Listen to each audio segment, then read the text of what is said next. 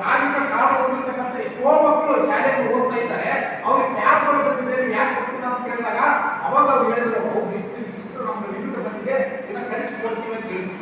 ಆದ್ರೆ ನಾವು ಕೇಳಕ್ಕೆ ಬಂದ್ರೆ ಏನ್ ಮಾಡ್ತಾರೆ ಅವರು ಯಾರಿಗೂ ಕೊಡಂಗಿಲ್ಲ.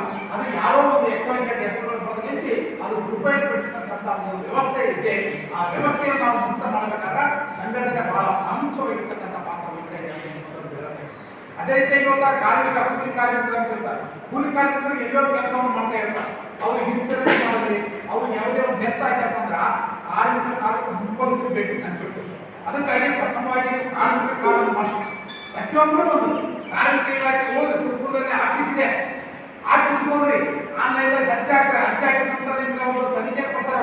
ತನಿಖೆ ಬಂದ ನಂತರ ನೀವು ಯಾವ ಕೆಲಸ ಮಾಡ್ತಾ ಇದ್ದೀರಿ, ಗೌಂಡಿ ಕೆಲಸ ಮಾಡ್ತಾರಪ್ಪ, ಗೌಂಡಿ ಕೆಲಸದಲ್ಲಿ ಏನು ದಾಖಲೆ ಕೊಟ್ಟಿರ್ತೀವಿ ಅವ್ರು ಗೌಂಡಿ ಕೆಲಸ ಮಾಡ್ತಾ ಇಲ್ಲ ಅಂತ ಅಂತಕ್ಕಂಥ ಪರಿಶೀಲನೆ ಮಾಡ್ತಾರೆ.